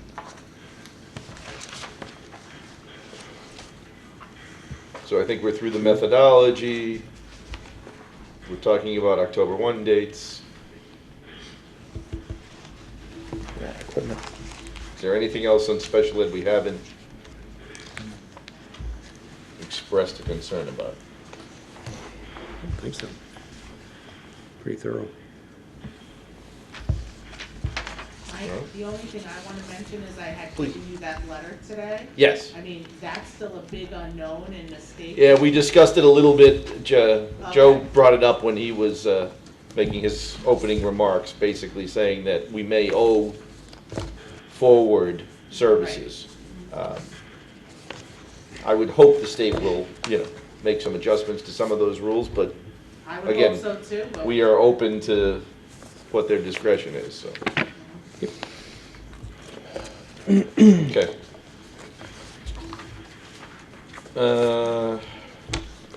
So the next thing on our list was replacements, I guess, including vehicles. And again, I don't really want to get into a lot of capital tonight, because we're doing a whole separate meeting on capital, but if you want to touch on some specific things, that's So, fine. 22, page 22 is the, that's the capital plan that the board approved that,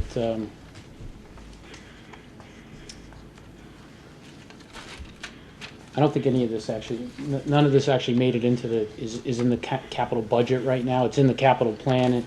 I don't think anything for the current year, so I know Paul is planning on addressing his IT needs. If and when that meeting happens. It will happen eventually. We don't know exactly when it'll happen. Yeah, and Item- just to be clear, we didn't have any Yes. submission forms for any of Yeah. these projects, so that's why they were not in. Exactly. Got it. I do believe the repaving of the driveway is in the capital plan. That's gonna be paid from, The master I thought revenue, that that'll, was- it was out of- that'll it come was from out of- special revenue. Right. It was I out thought of that your was own in a while funds, so ago. there was Yeah. no, there was no need to vet that. and that is pretty bad, that driveway. I know. So Paul put together a 5-year technology plan, and, he had various items in various years, and they all totaled to, I think they all totaled out to about $150,000 a year. or That's the something. bottom, this was, The bottom on what page? 22. 22. The bottom third. Yeah, so it's teacher laptops, Chromebooks, and lab replacements. Oh, okay. And he did tweak some of that stuff at the end, the lab replacements in Chromebooks. Now, Did the I mean, board it's ever probably a vote- question for him, but, sorry to interrupt, but I just wanted to say that based on the current situation, I'm assuming we're having a little more experience with Chromebook uses and what the needs might be going forward. Maybe there's gonna be a different thought process with some of this experience we're getting. Could be. I mean, I know my kids Well, are in a different world, and talking to them, I know there was only a limited amount of Chromebooks that needed to go home. Well, it's not just Chromebooks. Before all this happened, I had Paul mention it during his Board of Ed presentation. I spoke to him, as well. Some of the infrastructure, the old servers that we've got, and the capacity and those kinds of things that he wants to, virtual server hardware and things like that. So those may be the things that are also stressed in. That's what I'm in this saying. kind of thing. Correct. Besides just the Chromebooks that the students take home, so. Right, are we testing the system based on the overall use? Well, I'm sure we are. A number of companies are actually, have shut down just to test their networks to see if they can handle work at home and stuff. And unfortunately, they're finding lots of problems. But this list was never explicitly voted on by the board. Am I correct in that, or was?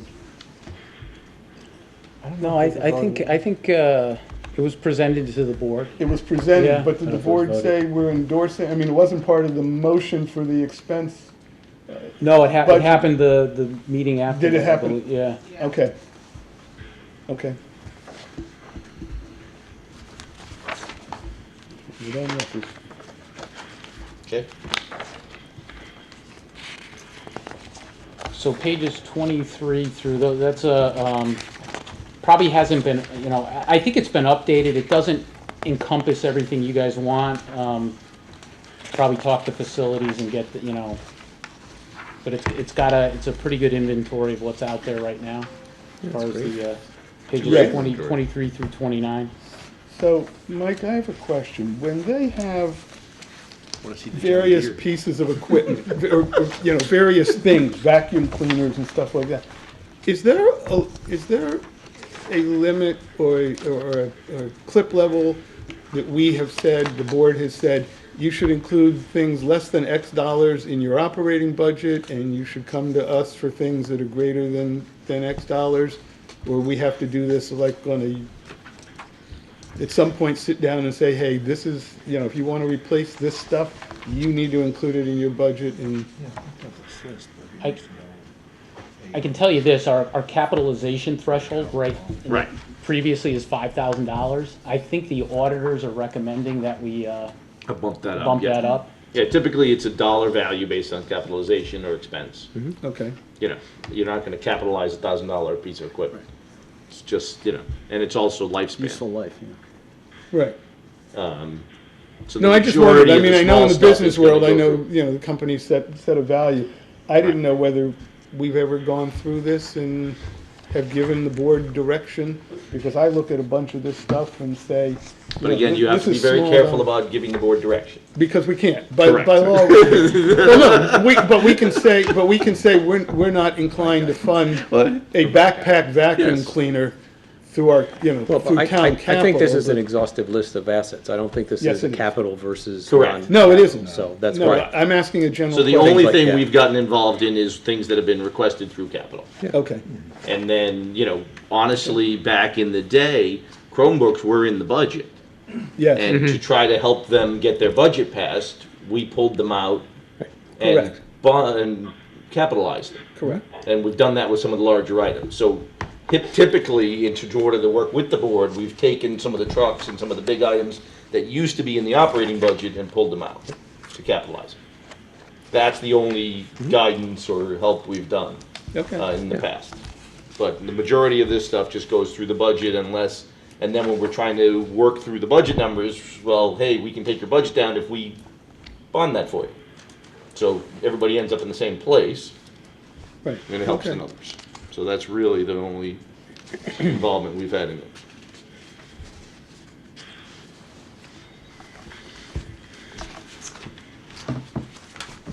All right.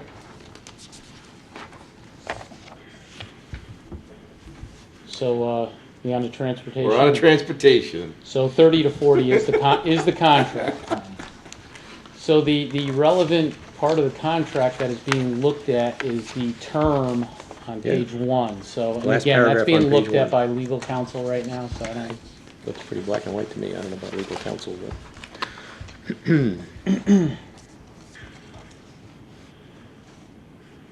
There is a little gray area there.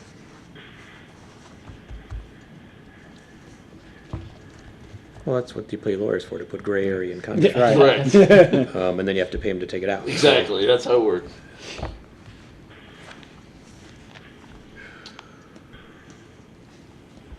But again, the comment I made earlier today was that, you know, if it's a snow day, that's not considered a school day because you're not running a bus. So to me, a stay-at-home day, it's not a school day that needs a bus, so. We'll let the lawyers work out the numbers, but. So we vote for your ruling. And when the state says you don't have to make 180 days anymore, they've already adjusted the number down. Correct, they've already adjusted the Accepted number. it, so Right. that, I mean, Correct, other people are making that adjustment, not us. correct. And I'm sure we're not the only town in this position. No. I was on a conference call with the Western Connecticut superintendents today, and this is an issue for everybody. Right. And depending on the contracts and people's interpretations, it's being handled Correct. differently. Okay, so you guys will get us an update on this, maybe 2 weeks? kind of Hopefully. thing? Would be nice, just so we have an idea of the number that we might be looking at. And again, not that it's affecting this year's discussion, but be good to know. Yeah. So, just for my education, on page 40, what's the type 1 versus a type 2 versus an STV, whatever that is? I believe a type 1 is a regular school bus. I believe the type 2 is a smaller one. I'm not sure with STD. Van. It's a van. It's a van. Okay. And we're paying the same rate on both of them anyway, Mm-hmm. unfortunately. Right. Yeah, so a bus Got is it, a so. bus, yeah, Pretty much. okay.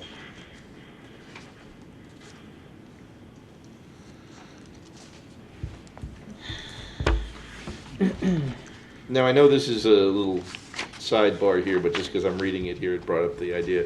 So this talks about fuel.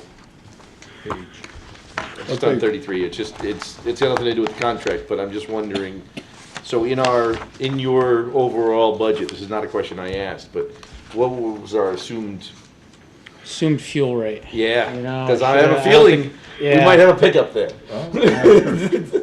Yeah, we should at least. Because I don't think anybody expected oil to be $20 a barrel. Yeah. Well, I think we're, I'll have to check the BOE contract. We're probably locked in already, though. We're locked in for next year already? I think, what are we locked in? Ken, do you recall the Sorry, I'm looking at a the town COVID message. contract? The, trying to what? The town contract for the, I'm sure the BOE Gas. piggybacks it. Yeah, oh yeah, I'm assuming they got the same, Yeah, it was do the you same know the rate. term for fuel? Offhand, I I don't know. might have that with me. I might. If you have that with you, I'm gonna be very It might impressed. be at the office, but let me check. I think that one might be at the office, but That might have to be a follow-up. Well, I was gonna say, I was just about to say, we don't need an answer on that immediately, but it is one of the things that, obviously, if we're not locked in for next year, it might be the time to talk about. Absolutely. yeah, I don't think so. So vehicle workload, that was another thing I was curious about. So I didn't need to put you on the spot. Yeah, that's okay. I I just didn't know don't anybody think, takes buses anymore. Kids always get driven. Every morning they're on my street. So there was a What'd you say? question that Every was morning they're on my raised street during the except for Board now. of Yeah, there's at Education least budget two or workshop, three buses Joe, I see go by. about Yeah. the legal requirements busy. to run buses or something, because some of them run significantly empty, especially to Mastic. And Yeah, I do we think need- that- do we need to have a seat for every student or something along those lines? Yeah, I think the question, I think it more came up with, would we, when we were looking at, putting 8th grade at Massac, and would we have enough, and the idea was we would have probably had to have added 3 buses if we did that. I don't know if there's necessarily a legal requirement that you have to have, a seat for every kid, especially at the high school where, There's so many we have, 200, 200 plus drivers. But I think the issue wasn't so much at the high school as it was with the other tiers. So you're gonna have all those buses anyway to cover all those other tiers. So the high school has, pretty much the same amount of buses. Right, okay.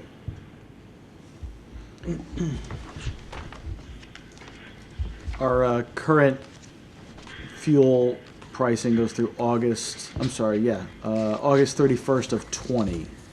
Okay. So So it's not the winter next year. But we did already, this was way before COVID, we had entered into a new year. So that would have started September 1st of 20 forward. Now, that said, I assume the buses are all diesel? Yes. Diesel did come down quite a bit from the current number already, so there was definitely some, I know on the town side there was savings on the diesel calculation, but those exact price per gallons and stuff, I don't have that. That's No. back at the office, so. No, I guess I'm less concerned with the exact pricing as I am with the, I just have a different sheet here that. is the number talks in the about- budget. You did provide it to the council. I Is the remember number we you built did. in the Yeah. budget based on what we expect the actuals to be? Is really what my question is. Board of Ed might not be. Board of Ed might have been a little bit because they would have done that a lot sooner. That's than what we I'm have it. wondering, Yeah, right. so, now, I'm assuming you locked into the same, I mean, it's the same think so, consortium, yes, so yes. I assume it locked, so it's worth looking at. That was just done back, just Yeah, done it in was January. recent, last month or two. Okay, so we'll take a look at that as well. That's a potential area.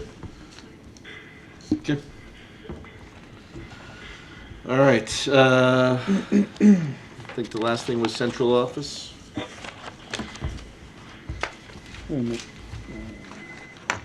Was there anything else on transportation that I missed? Let's see, we didn't go, We didn't go into his. 53, 54, 55.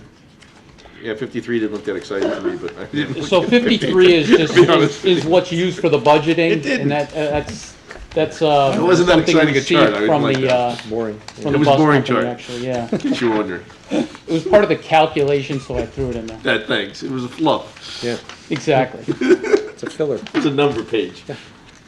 It's a filler.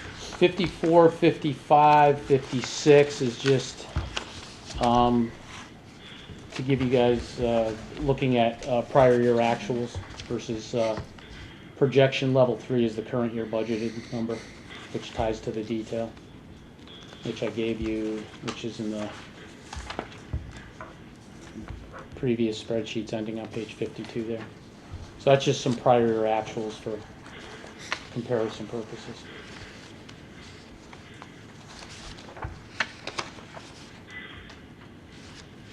Great.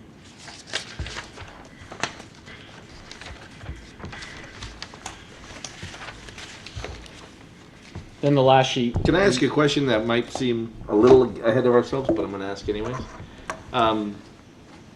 We use All-Star, right? Mm-hmm. How big of a company? Because I'm assuming they're going to be feeling some financial stress Mm-hmm. when you're not getting revenue. And you're, They I'm call- assuming, leveraged pretty heavily buying buses with capital-intensive business. Unless they're leasing, I don't know what they're doing. I don't know their structure. I don't know the structure either, but You're thinking they're not gonna be there next year? just, not that I want to ask these kind of questions, but I think from a business model right now, that would be a difficult business model. Mm-hmm. So, it might be a nice conversation to have and just say, is everything, Yeah, what's their how, position? what's their and- position, and, I mean, again, you hate to think like this right now, but in this current environment, that's a difficult position when you don't go, there's a lot of businesses who can Not gonna survive make it. without having a month of revenue, but if you go a few months of revenue and you have multi-towns that you don't, his business just went to zero in a lot of cases, as far as I'm concerned. So, it might be a discussion to have that. But again, they have the contract though. Joe, correct me if I'm wrong, wasn't they just No, bought they're out not by gonna get another paid. It's good company? news. I don't know. I think I, they I just- believe I heard that I actually. think that All-Star was just recently bought because they came in to kind of assure us that nothing was gonna change, Okay. the same people working out, but they were just bought out by a bigger company. Okay. So they're no longer this small, they're now part of this larger group, but we'll confirm that, but I'm like 99% sure that that's what occurred. Okay. But I don't remember now what the bigger company is, so we'll look into that. Buses based on the country. Right. Got it. They called yesterday. That's So, I leverage. mean, to your point, I mean, What? they're nervous. They called yesterday. I would imagine. I'd be nervous. I mean, a lot of companies are nervous right now, but I mean, that's a definite direct effect, you know, of what we're dealing with here, so. Yeah. Okay. We'll keep an eye on. All right, anything else in transportation? Central office.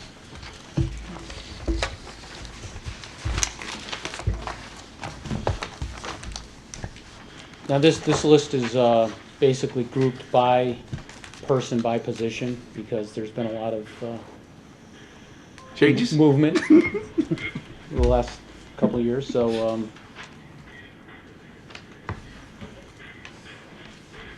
but I think everyone was captured in there.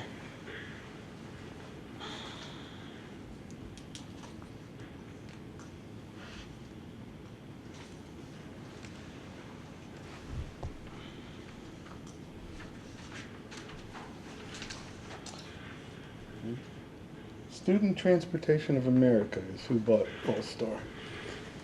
Student Transportation of America. That was quick. Google knows everything. Google knows everything. Yeah, it's an article in Torrington because that's where they're headquartered out. Thank God. Imagine what would happen if the internet goes down. Forget to buy What? Yeah, exactly. Yes, yes, You we had to did. go there, didn't you? You just laid it out. I just read the headline. I didn't read the details. Thank you. Yep.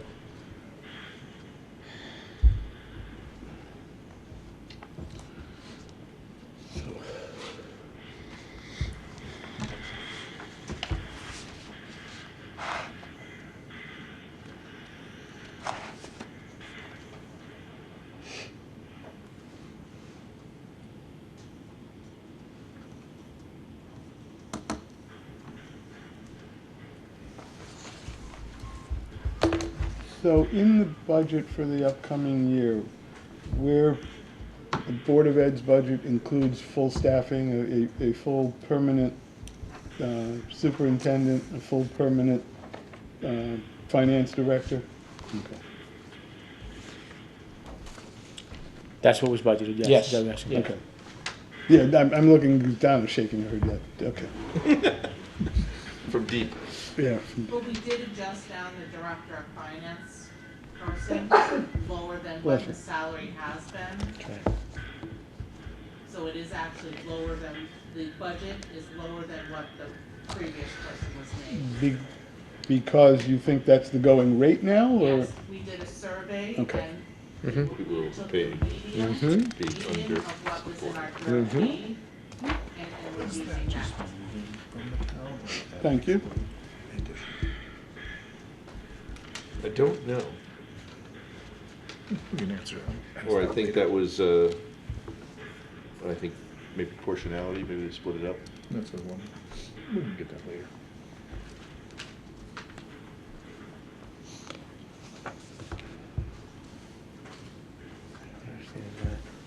What's that?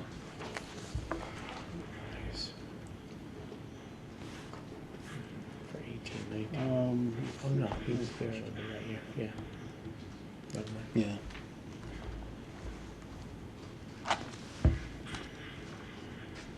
Okay.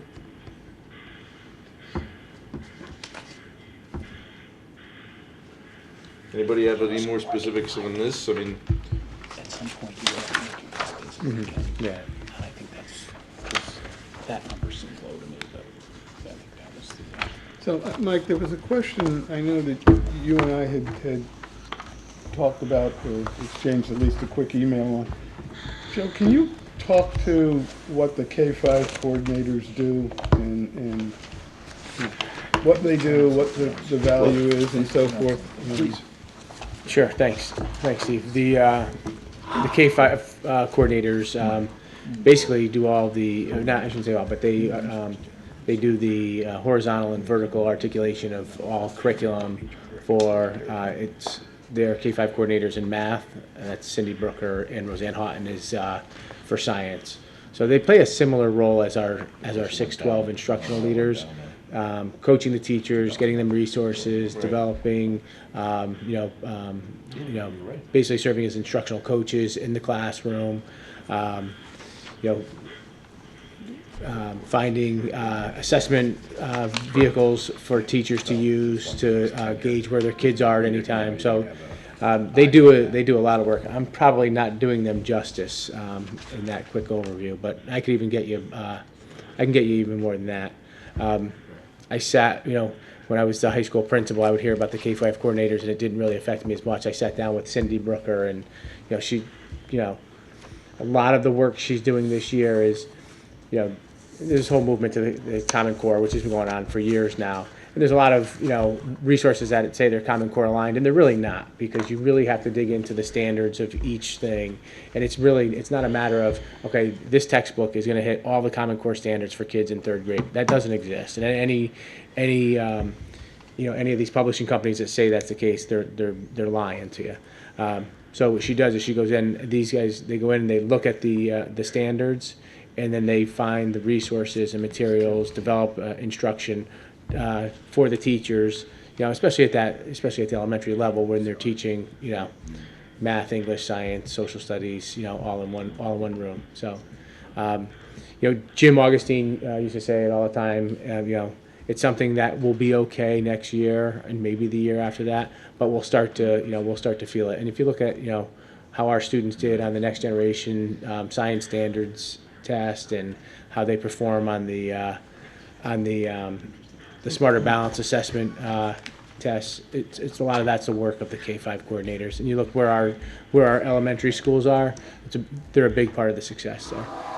Like I said, if that's something that we can look to get back at some point, I'm sure that could be a good piece. Now we're going to try to figure out a way to, can we backfill some of their work with a little stipend to try to keep some of that work, hopefully just to keep that work going.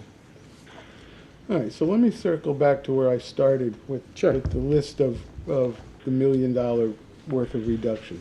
Yep. Can I ask you all to sit down and come up with a priority list of the things you would, in sequence of the things you would like restored if we were going to restore something? Okay.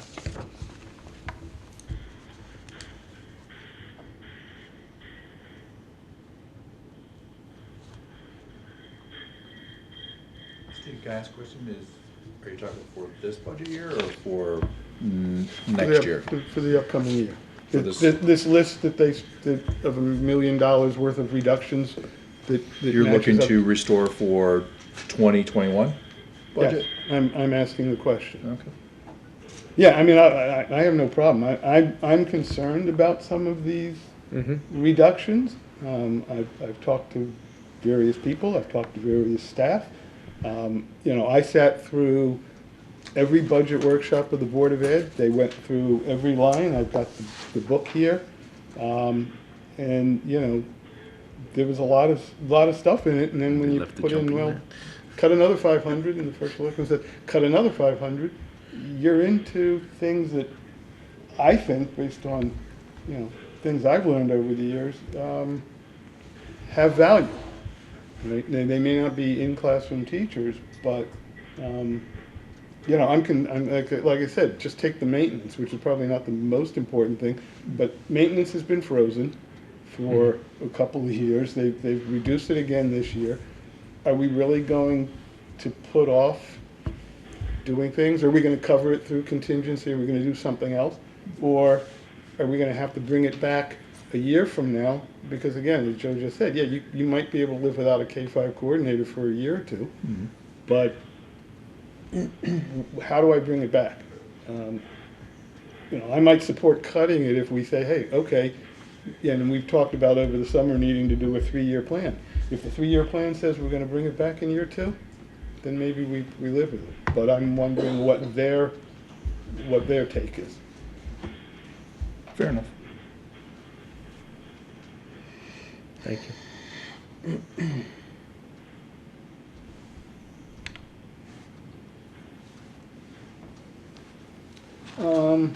So I have a couple of questions we didn't cover.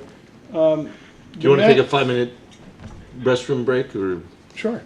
anybody, you guys want to break for 5 and then, Yeah, that's fine. is that good? Sure. Let's do that. Why don't we do that and then we can Sure. jump in. Oh, I need to stretch for 5 minutes.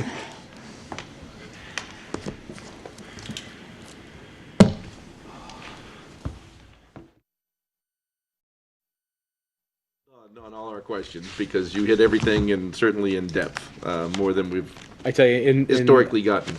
I mean, you know, I've been a little busy with other stuff. think? And And we didn't give you that much time. Ron's been he's been awesome getting the stuff together. Yeah, kudos for all the hard work. Thank you very much. Absolutely. Exactly, well done, and Very well done. in not easy times. So we do get that, and again, I think we covered a lot of stuff that's good. I think there's obviously areas we're going to want to get updated numbers on. I don't know how much more I want to dive in, but I want to, Just stay certainly, the medical, we'll try to get if you can get us a date on a final, when we'll get a final number, what we expect we'll get a final number, it might help us make some timing decisions. Last year, we thought we had a solid date, and then at the last minute, the state said, "Yeah, we're not going to have a They date for took you." like another week or, It was like we didn't So get. I mean, Yeah. it was. It was almost May. It was late April originally, and I think we Yeah. didn't get it until early May. Yeah. So it is. Okay. It's as good as we know at this point. I guess my thought there is let's revisit that, because Yeah. we're gonna have to revisit it with the town Yeah. also, so. Yeah, exactly. We'll we'll we'll be Yeah. talking about medical on the town side as Common well. issue, yeah. So it's a common issue, so that's good. Obviously, we'll get an update on fuel to look at those numbers. What else did we have? Special ed, obviously, as updated numbers as we can get there before we make a final number. And transportation. So I think those were the.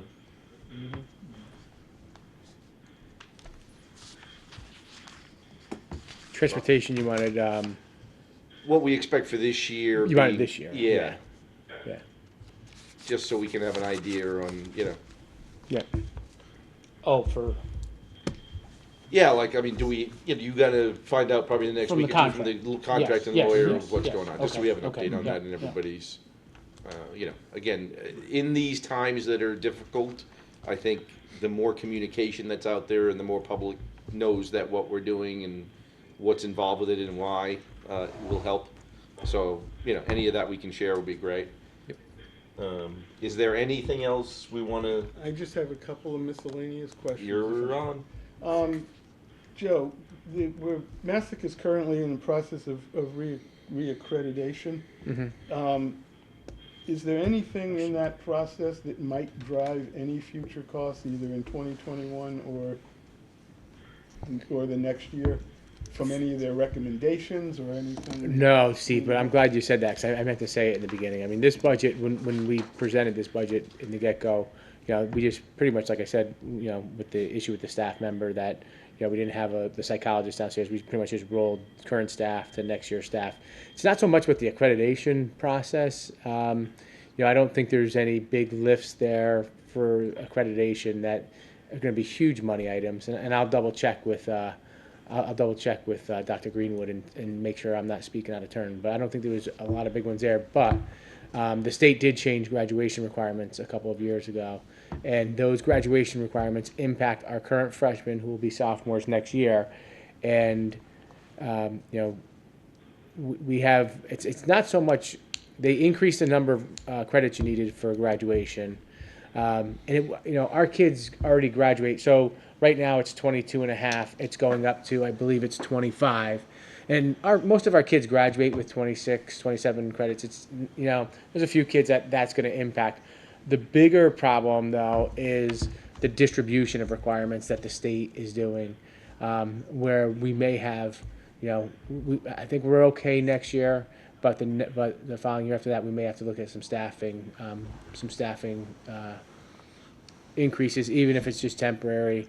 For example, there's a shift in the state in all freshmen doing biology, which we're okay for that for next year because most of our science teachers, and this gets into really complicated certification issues in science because there's different, if you're social studies certified, you could teach economics, poli-sci, U.S. history, world history, whatever.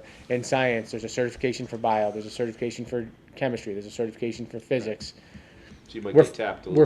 We're fine in biology next year, and all of the incoming freshmen plus next year's sophomores who didn't take bio this year, which is a good majority of them, will take bio next year. We're okay for that. That next year when they bump into chemistry, when they go to chemistry, we don't have enough chemistry teachers, so that could be an issue. Going back to the graduation requirements, again, they've increased. It wasn't so much the increase in requirements as the distribution of where they had to go. So kids have to have a world language. Kids are going to need a full credit of health. Right now, they only need a quarter of a credit in high school. So there could be, some small staffing implications at the high school. But in terms of the accreditation, I'm trying to think of the recommendations from the visiting committee. I think they were mostly things that we could do in house. All right, well, I mean, if you'll just double check that. I will. Because I certainly don't Yep. want to put a budget forward. Absolutely. And then find out 3 months from now, Yep. whoops, we missed something. Yep. And so I've also got the reverse to that in terms of that was adding costs.